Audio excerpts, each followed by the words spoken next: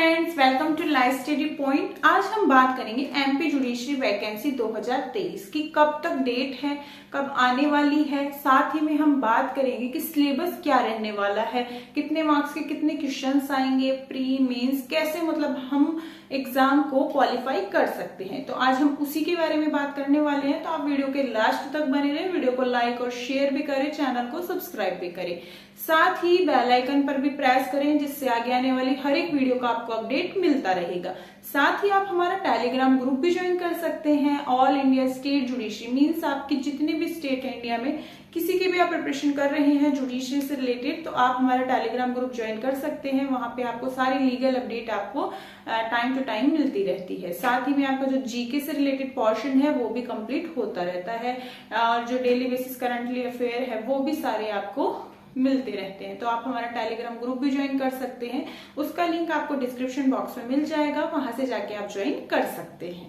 इसकी बात करें हम तो देखिए वैकेंसी है आपकी जो अभी जनवरी लास्ट और फेब फर्स्ट वीक में आपकी आने वाली है, जस्ट आने वाली ही है। तो आपका जो एग्जाम होगा वो कब तक हो जाएगा, वो अप्रैल टू मई में हो जाएगा, ठीक है। तो इतना ही टाइम मिलेगा, तब आपके पास तो बहुत कम टाइम है। अगर हम माने कि फेब फर्स्ट वीक में भी आ रही है, क्योंकि जनवरी लास्ट तो ये चल ही रहा है, अभी तो कोई नोटिफिकेशन नहीं है, तो अगर हम माने कि अप्रैल टू मई में आने ही वाली है, तो आपका जो सिलेबस है ये एमपी जुडिशरी का तो बहुत बड़ा है। तो आप इतने कम टाइम में उसको कैसे कवर करोगे। और जो पहले से प्रिपरेशन करते आ रहे हैं उनके लिए भी अच्छी बात है, और जो भी स्टार्टिंग कोई जुडिशरी एस्पिरेंट है उनके लिए बहुत ही टफ वाली बात हो जाती है कि वैकेंसी तो आ गई, सिर पे ही है हमारे, और हम एग्जाम प्रिपरेशन कैसे करेंगे इतनी फटाफट। तो देखिए आज हम उसी के बारे में बात करने वाले हैं कि आपका जो पोर्शन रहेगा, पहले हम प्री की बात करेंगे, क्योंकि प्री क्वालिफाई के बाद ही आप आगे बढ़ सकते हो, ठीक है। तो देखेंगे हम, देखिए प्री का अगर हम बात करें, देखिए प्री की, ठीक है, इसमें एक पोर्शन होता है आपका लॉ का और एक होता है जीके का। तो पहले हम लॉ पढ़ेंगे फिर जीके पढ़ेंगे। लॉ क्या है, सबका कवर रहता है। लॉ में ये मानना कि आप जितना पढ़ेंगे उतना ही कम है, ठीक है। कितना भी आप बुक्स पढ़ लो उसी के हिसाब से आपको मेजर लॉ के लिए तो बुक्स ही बहुत अच्छी रहेंगी।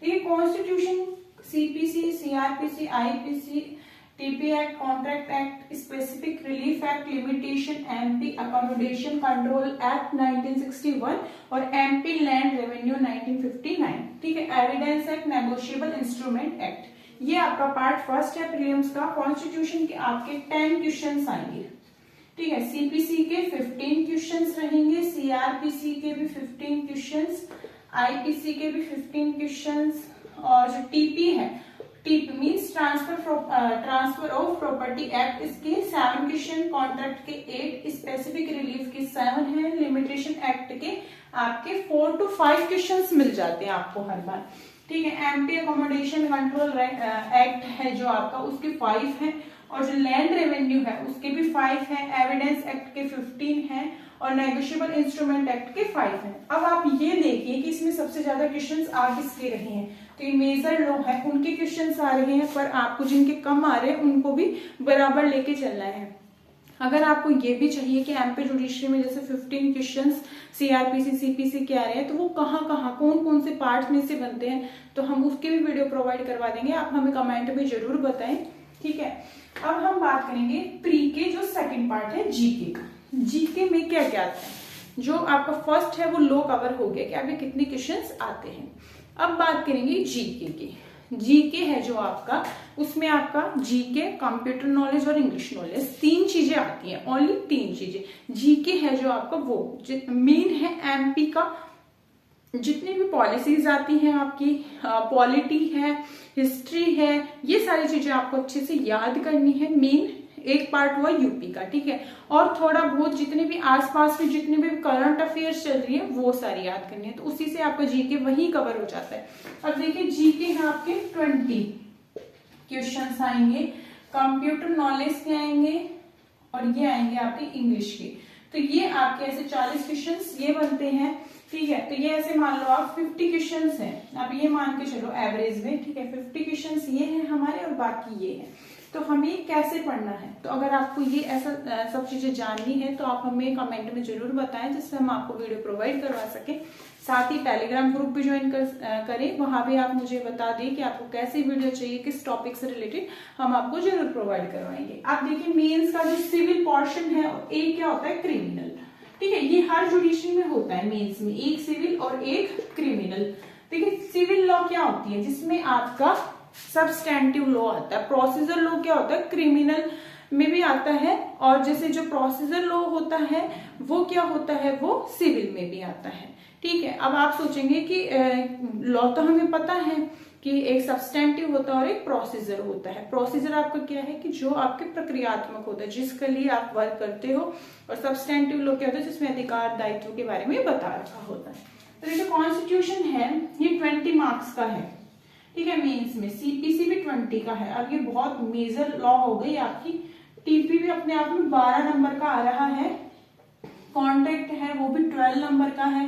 Hindu marriage and succession act है वो भी 12 नंबर का है। स्पेसिफिक रिलीफ एक्ट है जो आपका, उसमें 1st, 2nd, 6, 8 ये जो आपके चैप्टर्स है ये आपके 8 मार्क्स के हैं, और जो लिमिटेशन में जो पार्ट है आपका 2nd और 3rd वो 8 मार्क्स का है, ठीक है। ये जो बहुत इंपॉर्टेंट बात है कि आप जैसे ही प्री क्लियर करोगे वैसे ही आपका मेंस का ये सिलेबस आपको देखने को मिलेगा, ठीक है। फिर क्रिमिनल की बात करें तो MP accommodation act, land revenue, evidence, CrPC, negotiable instrument act, तो ये भी इतने ही मार्क्स के आएंगे आपके। तो जैसे ही आप ये कवर करोगे उसके बाद आपका क्या होगा जुडिशियल राइटिंग का, तो उसके बारे में भी हम जान लेते हैं। बात करेंगे जजमेंट राइटिंग की और कोर्ट प्रैक्टिस की। तो देखिए जजमेंट राइटिंग क्या होता है, आप एक सिविल पोर्शन होता है और एक क्रिमिनल। देखिए फ्रेमिंग ऑफ इशू 10 मार्क्स का है, फ्रेमिंग ऑफ चार्ज जो है वो 10 मार्क्स का है, मतलब एक सिविल का और एक क्रिमिनल का। जजमेंट ऑर्डर सिविल का 40 मार्क्स का, और जो जजमेंट क्रिमिनल है ये भी 40 मार्क्स का। तो ये अपना एक सिविल और क्रिमिनल दोनों पोर्शन है, ठीक है। अब कोर्ट प्रैक्टिस की बात करें, सोशल इश्यू आएगा 20 मार्क्स का। लीगल इश्यूज होते हैं जो आपका लीगल सोशल इश्यू वो 20 मार्क्स के हैं। समरी राइटिंग होगी लीगल के ऊपर तो वो भी 20 मार्क्स का है। ट्रांसलेशन हिंदी टू इंग्लिश 20 और इंग्लिश टू हिंदी 20। तो ये सारा जो आपका पोर्शन है प्री का मेन का ये सारा आपको बता दिया है। जुडिशरी से रिलेटेड जितनी भी अपडेट है आपको लो स्टडी पॉइंट से मिलती रहेंगी। आप चैनल को सब्सक्राइब जरूर करें।